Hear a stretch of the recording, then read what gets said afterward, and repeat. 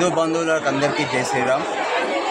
మా రుద్రారం గ్రామంలో 89లో హనుమాన్ దీక్ష స్టార్ట్ అయింది. హనుమాన్ యూత్ ఆధ్వర్యంలో ఫస్ట్ 89లో హనుమాన్ మందిరంలో స్టార్ట్ అయిన ప్రస్థానము ఇప్పటి వరకు అంచెలంచెలుగా వెదుగుతూ గణేష్ టెంపుల్ దగ్గర ఒక పీఠం స్థాపన అయింది. ఇక్కడ ఇంతకుముందు పడి అనేది కానీ ఇరుముడి అనేది కానీ లేకుండే, ఇప్పుడు ఇరుముడితో సహా పడి ఇవన్నీ కూడా హనుమంతుడికి ఏమేమి ఉంటాయో అన్నీ కూడా సౌకర్యాలన్నీ చేయడం జరుగుతుంది. అయితే హనుమాన్ మాల వేయడం వల్ల తేజస్సు, ఆరోగ్యాలు, ఈ భూతప్రేతాలతో ఉండే భయము ఇవన్నీ కూడా తొలగిపోతాయి.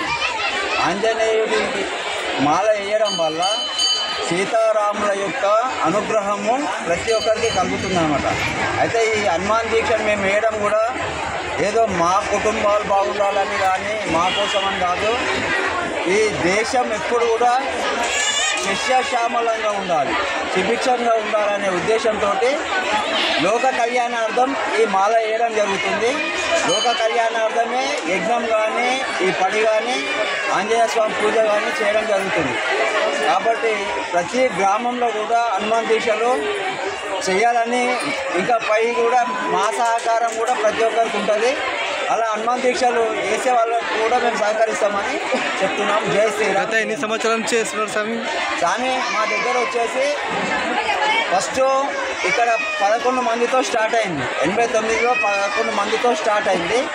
తర్వాత 184 మంది వరకు కూడా వెళ్ళిపోయింది గణేష్ టెంపుల్కి వచ్చినాక. అలా ఇక్కడ లగ్గారం, ఇస్నాపూర్, ఇస్మాయిల్ఖాన్పేట ఈ చుట్టుపక్కల గ్రామాలు కూడా ప్రతి ఒక్కరు హనుమాన్ దీక్ష చేసేవాళ్ళు. అయితే ఇప్పుడు ఎవరు విలేజ్లో వాళ్ళు కూడా చేస్తున్నారు. కొంతవరకు కొన్ని విలేజ్లో కొంత గ్యాప్ వచ్చింది. అవి కూడా ప్రతి గ్రామంలో కూడా మేము తిరిగి చెప్పాం. వచ్చే సంవత్సరం ప్రతి ఒక్క గ్రామంలో కూడా ఇంకా హనుమాన్ దీక్ష పెరుగుతాయి. హిందూ ధర్మాన్ని కాపాడడంలో మెయిన్ కీలక పాత్ర కూడా హనుమాన్ దీక్ష మెయిన్ ఇంపార్టెంట్. హిందూ ధర్మం కోసం ఏదైనా చేయడానికి హనుమాన్ దీక్ష పరులు ఎప్పుడూ ముందు ఉంటారు. జై శ్రీరామ్.